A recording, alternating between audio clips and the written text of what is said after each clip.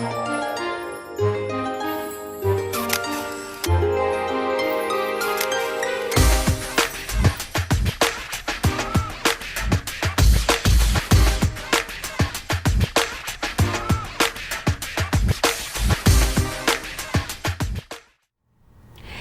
everyone, and welcome to Off the Cuff, where the headlines come to life. And today we're talking about uninsured individuals and what they can do to get some help. And we have an incredible humanitarian here with us today, Garry Bernstein, who was also and is also an educator, and I find those individuals to be the most passionate people. And through our conversation, you'll understand why I said that. But Garry Bernstein is one of the founders of the Garry Bernstein Clinic, which is a free clinic founded by her husband, Dr. Garry Bernstein, whose vision was to be able to provide health care for the uninsured, for the underinsured, and also for communities at risk. And that dream has come true, but not with a lot of work, not without a lot of work, a lot of vision, a lot of dedication, and a lot of compassion. So I want to welcome Garry Bernstein to Off the Cuff today in WDHT studios. We are really honored to have you because what you are doing is a service to all. And I've actually visited the clinic and I was floored, completely floored. So Garry, tell us about your late husband a little bit. And I know behind every great man, there's definitely a woman driving that vision. But he was very concerned about people who couldn't get health care. Yes, he was a cardiologist who saw patients in his office, and many times they didn't have the funds, and he saw them anyway. And not very many doctors will do that, especially today. Especially today. But he was really an advocate for his patients.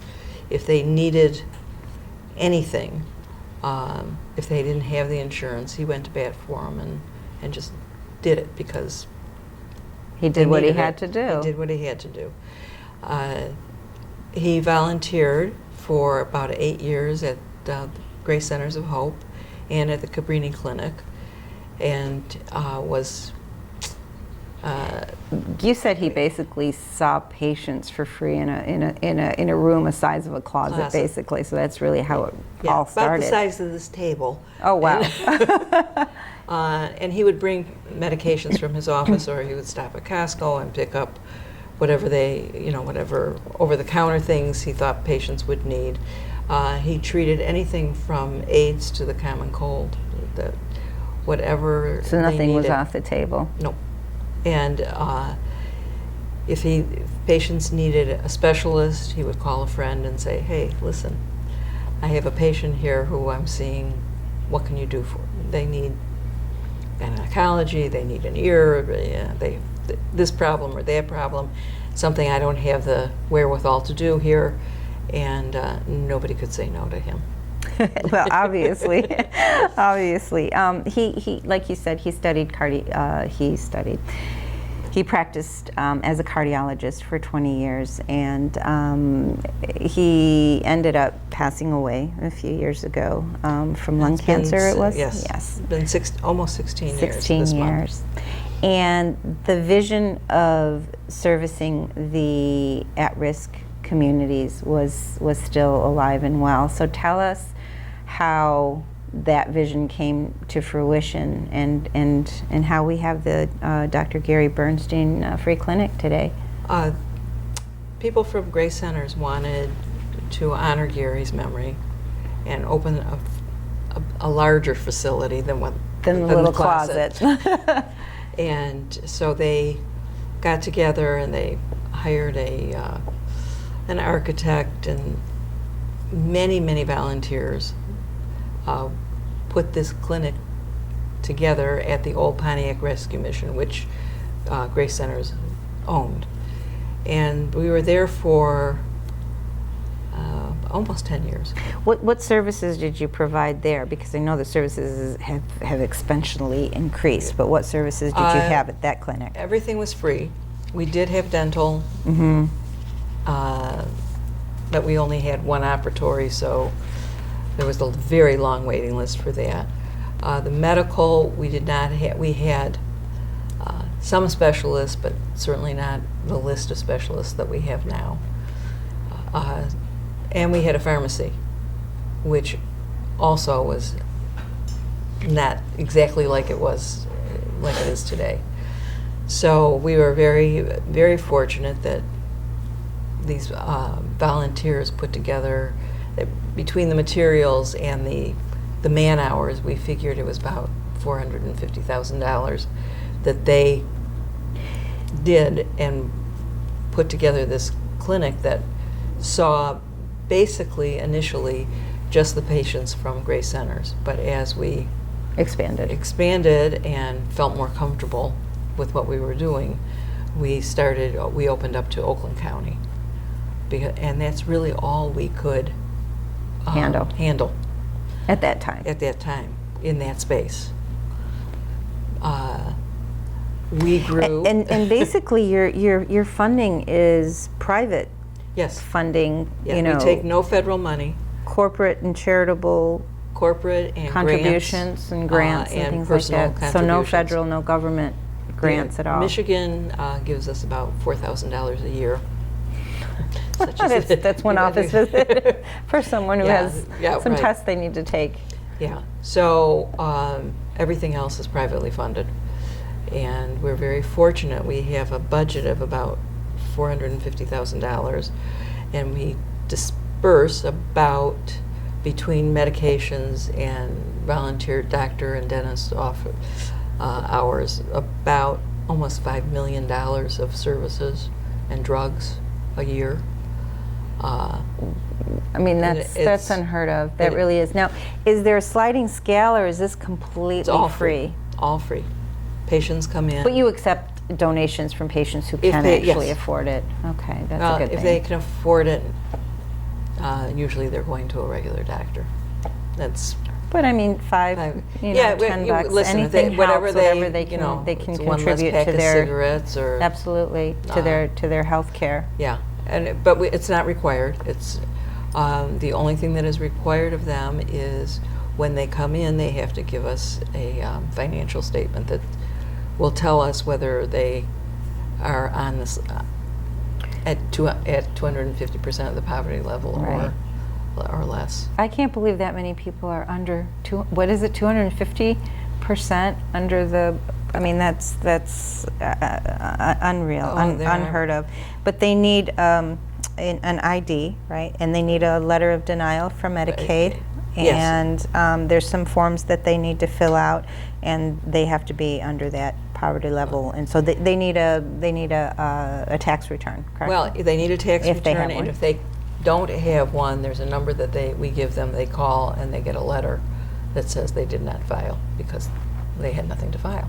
Right. So, and the reason we ask for that is we use the patient assistance programs from the drug companies, and that's what they require.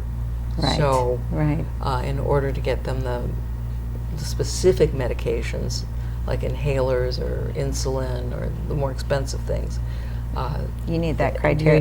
We have to have that. What about somebody that just walked in, exhibiting some issues, really sort of does not have any of that information on them?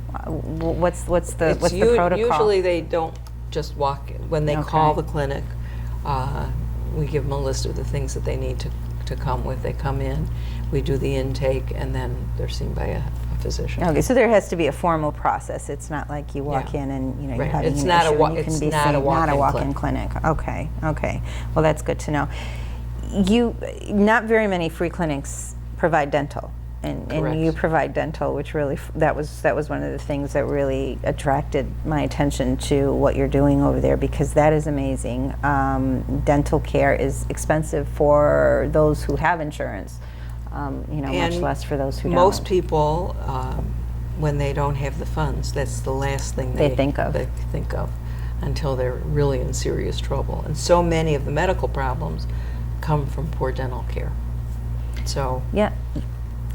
There's a couple, Rima and Nader Bazzi, who are both dentists, husband and wife, and they actually started this initiative to talk about how your entire body is really connected to the health of your teeth. And so if your teeth are not healthy, it affects your organs, and some people don't really look at that. They look at the problems, but they don't look at what's causing the problem. Correct. And so, that is really preventative, as far as I'm concerned, as well, to focus in on that and to give that to people who can't afford it. So Well, it was very interesting when we were first open. I remember the first dentist we had.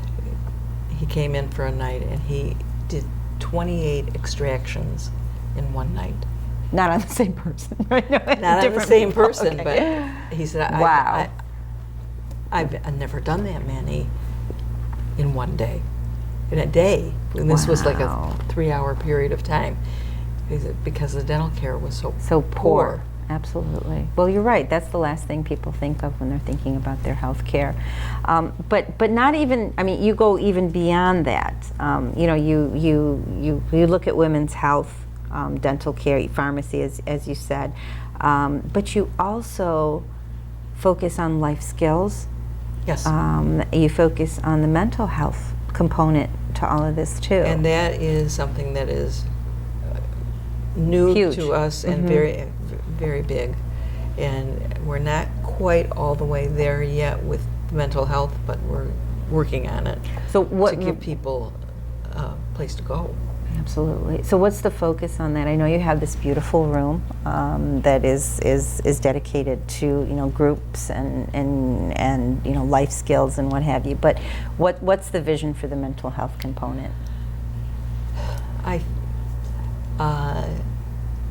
To provide someone to talk to, a place to go, and the proper medications if needed. So if someone did seek mental health care, they could come in and medication can be prescribed for them. So it's psychiatric and psychological. We're not Not quite there there yet. yet. Okay. But it's certainly on the table. It's much needed with the suicide rate of It's so phenomenal. many young people. Dana, I mean, I can think right now within the last 2 weeks, 12 suicides that have occurred with kids 26 and under, and it's really, really sad. And you have the opioid epidemic. You have people that are self-medicating because they can't get the right health care, and the results are Devastating. Devastating. Suicides, overdoses, all these different things that are happening, and people don't know where to go.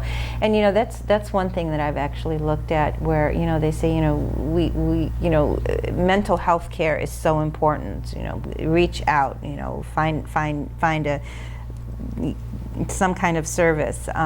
Help others that are dealing with this kind of thing. But to this day, I still have not gotten my pulse on something that is workable and somewhere you can walk in and say, listen, I need some help, where they're going to take you in and give you that attention. But from what I'm looking at in your clinic, I think that's the vision and that's the focus. It will be. It takes a little bit of time to get there. But you are expanding Yes. at an incredible rate. And you also focus on life skills. You have cooking lessons in there. We have too. cooking lessons. We have a large number of diabetics in the practice, and there we have classes that we offer, cooking classes and how to deal with your insulin and your diet and your nutrition and all those So a lot of things. preventative work as A lot. well. A lot of that. There are cooking classes that are geared to being on a little bit of a budget and trying to figure out what's healthier for you. We also have a food bank once a month, Right, the food pantry. so the people come in, they pre-register and they come in on the third Thursday of every month. And So that's inside the clinic itself. So people bring different items and they no, it actually, how does that work? we work with gleaners. Okay. And it's pretty much prepackaged, and the people come and we give them whatever Whatever's been prepared. Yeah. So is it just a meal, or is it No, something they can cook with? It's something they can cook with. It's like any other food. Grocery. Yeah, Okay. it's groceries. All right. Well, that's another added service. So this is completely volunteer-based, and Yes. you've actually went from, I think that I read somewhere that it was 24,000 individuals have been serviced since 2005 Oh, yeah. for in, sure. in your clinic, and then basically right now you're servicing over 3,000 per year. We have close to 4,000 patient visits a year. And how does that work in terms of volunteer physicians and things like that? I mean, do you have a roster of individuals We have, that and we sort of go on a schedule? Yes, they sign up for when they're available. We have specialists in just about everything, from podiatry to physical therapy to cardiology, dermatology. You name the specialty, we have somebody. Optometry? Yes. So are the patients... And they won't wait more than a month. These physicians come in usually the specialists come in usually once a month. So if you happen to come in right after a specialist has been there, It's a month. you'll wait a month, but generally speaking, you won't wait that long. Well, you know, the process is phenomenal. So I guess my question is it geared towards a certain geographic area, or is this an open We door are policy? open to the state of Michigan. The whole state of Michigan. So anyone that's uninsured, They're underinsured, insured. and at risk and below the poverty level can go come in. in. So we talked about the fact that this is completely volunteer-based and charitable donations. What do you do as a clinic or as an organization to fundraise and to be able to maintain this level of service? Well, number one, we have a development director who writes grants for us, and those have been fairly successful. We have some foundations that are continually... Blue Cross Blue Shield is part of this as well. Yes, Blue Cross Blue Shield. Farbman? Farbman, Van Gorp Foundation, and the Robert S. Peterson Foundation actually bought us the new building. It was kind So everything was kind of- donated. Yes, everything's been donated. And it's a 7,000 square foot building. Yes. It's Yeah, huge. it was It's beautiful. the Detroit ball bearing plant, and it was repurposed to be a clinic, and it's working really well. Yes, it is. What I love about it is you go in there, and as a patient going in there that needs assistance and that needs help, the human aspect of treating that individual as a very important patient walking in the door and having those services and having that respect for that individual coming in and being serviced, the cleanliness, the welcoming, the service, the people, the volunteers, and it's all a very loving atmosphere. And I think part of someone's healthcare service is the mental Feeling aspect and feeling important and feeling loved. And being treated with dignity. Dignity and that respect. that was Gary's thing. He wanted to make sure that patients were treated, that didn't matter where you came from in your walk of life, that you were treated, everybody should be treated with respect. So if people wanted to volunteer, if people wanted to be part of this and wanted to contribute, what would be your advice, and where would they go to do that? We have a wonderful website. Yes. It's the gbchc.org. Right. So we're going to put that up, and people can actually go to that website and take a look and explore what kind of services There is you a have. video. That will show the clinic and all its beauty. And people can come in and tour the clinic as well. Oh, absolutely. We welcome, as a matter of fact, I had you asked about fundraising, and one of the other things, we have a card party. It's called Hands That Care, and that's every June. And women come and play cards, and they come to lunch, and two of the women that were there actually asked if they could come and see the clinic, and I met them over there, and I'm more than willing to do that for anybody that wants to come see it, because and even to see it physicians, is, yes. and even physicians that may want to donate their time and be part of that. We could really use more dentists, more hygienists, because the hygienists, dentists can't see a patient until their teeth are clean. Right, right. So, and that goes back to the physical thing, because if they aren't clean and you're working on it, that bacteria goes into your system and causes more issues. So that is where the need is right now. We have could use a gastroenterologist, but dentists and hygienists are really important for us right now. We're going to expand the dental clinic a little bit more, give us another operatory so that we can have 2 hygienists and 2 dentists working at the same time. So there's a lot of events that you do that actually create revenue for the clinic. The other event is coming up actually September 23rd. It's called Esteemed Women of Michigan. This is our 10th annual. It's at the Marriott Center Point in Pontiac, and this year we're honoring 15 women, yourself included. And I'm honored and humbled to be among these amazing women that you've chosen there are as some well. You are yourself very amazing. And thank you. Over the years, we've honored almost 200 women, so in 10 years, each with their own set of skills and inspiration to young people.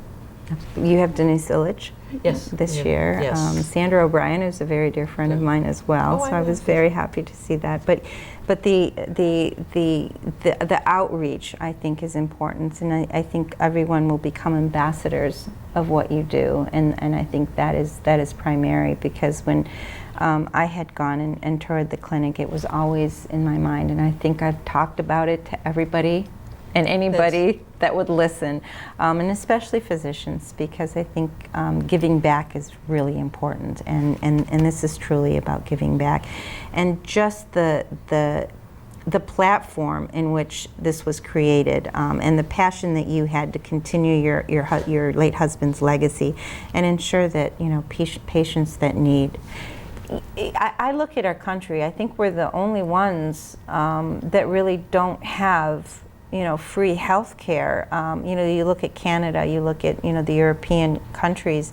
Health care is more of a right rather than a luxury, and here it seems to be a luxury, and that's life and death. And so when you look at it that way, you really got to evaluate where our priorities are, and where the corporate money is really being placed. Yeah, well, I like to think of the clinic as not a hand out, but a hand up. Yes. So that, because once you have your good health, then you can go out and get a job, anything, get insurance, get whatever you need to stay healthy. So we've had patients cry because they had to leave us because they've gotten better. They've gotten better, and they've gotten insurance, and they're. And I bet those are the patients that come back and give back. Hopefully. Okay. Well, that needs to be the conversation for sure, because when you lift as you climb, right? Yep. And those individuals who've gotten the help need to return that help. But I'm really looking forward to this September 23rd event. It's called the Esteemed Women of Michigan. Like you said, Auburn Hills, Marriott, Pontiac. And people can purchase tickets off of the Facebook page, or they can call the clinic, which is 248-309-3752, and ask for Dawn Brown if you want to purchase tickets. There's raffle items. Tell us about the raffle items. I was looking through those. Those looked exciting. There is a trip to the Masters. That's the first prize. $1,000 gift certificate to Somerset Mall. Oh yeah, that's definitely a few raffle tickets there for me. A woman's Shinola watch. Trying to think what the other two are. Oh, wasn't there a dinner for 8? Yes, dinner somewhere? for 8 in your home. Okay. From Okay. a chef. Oh, nice. So a dinner party kind of A thing. dinner party kind of thing. Nice. Very so nice. tickets are $50 a piece, or 3 for $100. So for the raffle tickets. for the raffle And the tickets tickets for the actual event? are $150 for $150. dinner. Mm-hmm. Table is $1,500. And if you can't be there and would like to donate, there's always a place. Always for room that. for donations. Always room for donations. And I think on the website too, there's a place that says book, donate, or what have you. Yep. But it's a good cause, and these proceeds go to help the clinic, to help the patients. And you just never know where life is going to lead you. So when you can give back, you need to give back now. So if you are in need, there's something like the Garry Bernstein clinic there to help you out as well. So if anybody wants tickets, you can also email wdhttv@gmail.com, and we'll help you get the tickets as well, and we'll put the information on the screen for you.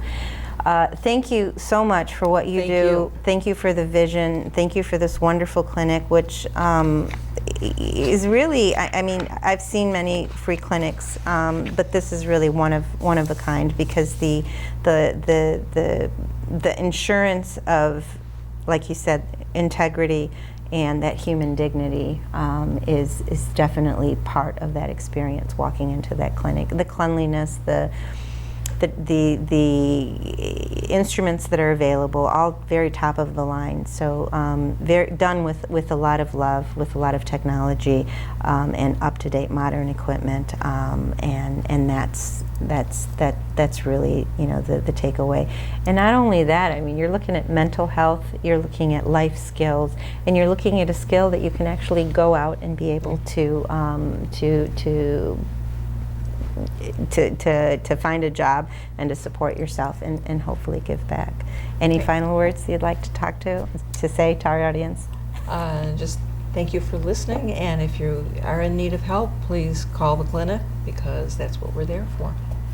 Thank you. Thank you so much for everything you do. It's been such an honor and a pleasure to meet you, to know what you do, and to see the passion involved with all the volunteers at that clinic. So thank you all for joining us here on Off the Cuff, and think about giving back. We have so much. We're also so very much happy with our lives, and we need to think about others who really don't have what we have. So please think about giving back, and think about the Garry Bernstein Clinic donations, going to these wonderful events, and calling for a tour if you really want to see what it's about. So thank you all for joining us, and we will see you next time on Off the Cuff.